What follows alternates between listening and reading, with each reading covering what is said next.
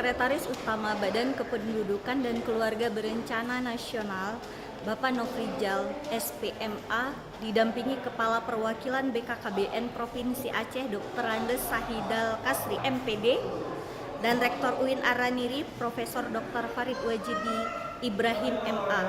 Jumat 20 April 2018 meresmikan pojok kependudukan tingkat perguruan tinggi di Biro Rektor Universitas Islam Negeri UIN Araniri, Banda Aceh.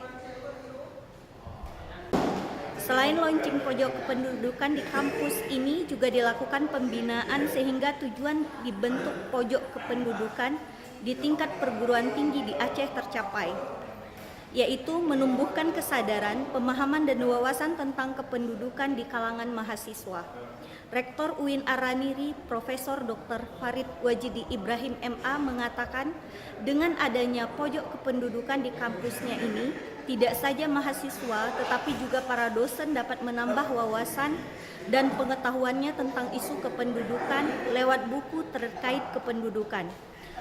Dari UIN Araniri, Banda Aceh, Ishani Yunita melaporkan.